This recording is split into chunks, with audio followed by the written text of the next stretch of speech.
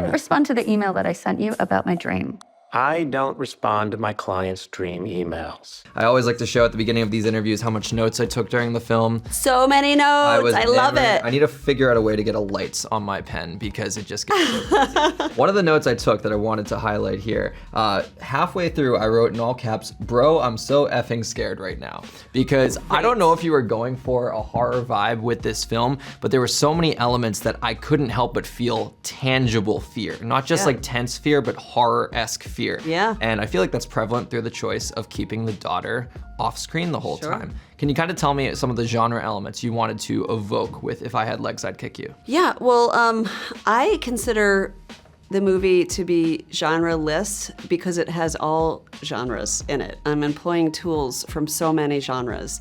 I'm employing tools from the horror genre, certainly. And then there's also dark comedy. And there's also straight-up drama. And then there's also surrealism and abstract filmmaking, experimental filmmaking.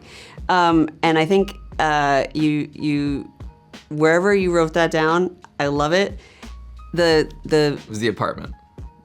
The center of the film, I really feel like, is an existential terror, and that's a terror that's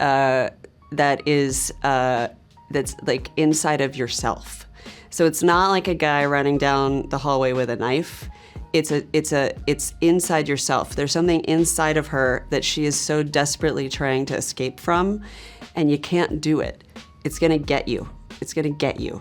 No matter how slow, the zombies walk, they're gonna get you. And it's like that with her trauma.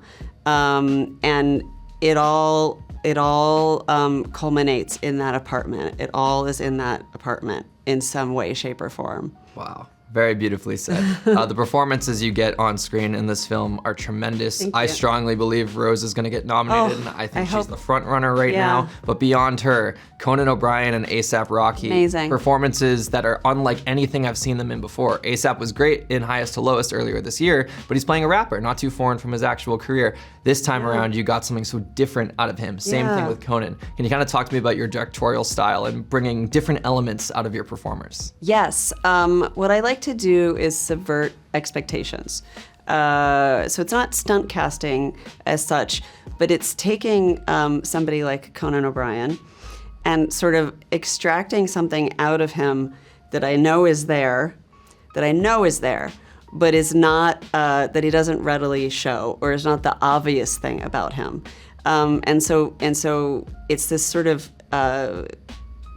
repression or oppression or buttoned upness that I'm extracting from him there. And from Rocky, she actually filmed my film first and then went to do that other film. The character's name is James, or Jamie as he likes to be called, and I named the character James because of James Dean. A guy that walks in a room and is just cool and is just comfortable wherever he is and just oozes charm. You can't direct that into somebody. You can't teach that to somebody. That has to be there. So I'm using that Rocky has. Rocky's a guy that can walk in a room and wink at a woman, and it's natural for him.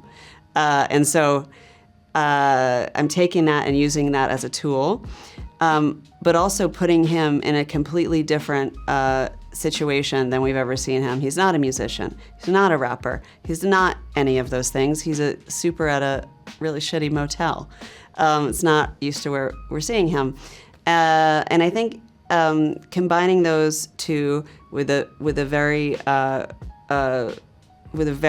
like you said, like an actress of such caliber as Rose, a more traditional actor, I think is how I was able to make this film different than other films. Very true. I'll wrap with this very quickly. The title, If I Had Legs, I'd Kick You. I was waiting the whole film, and I guess we're kind of in spoiler territory. I figured that the daughter might not have legs at the end, but she walks up to Rose on the beach, so I think that she's okay. Where did the title come from? The title actually is something that I came up with when I was 18 years old, and I had no idea what it would be. I came up with this phrase. I wrote it down.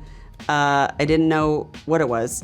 While I was writing this film, it didn't have a title, And that phrase popped back into my head. And I was like, that's the title of this film. And I want the viewer to interpret what they may from it.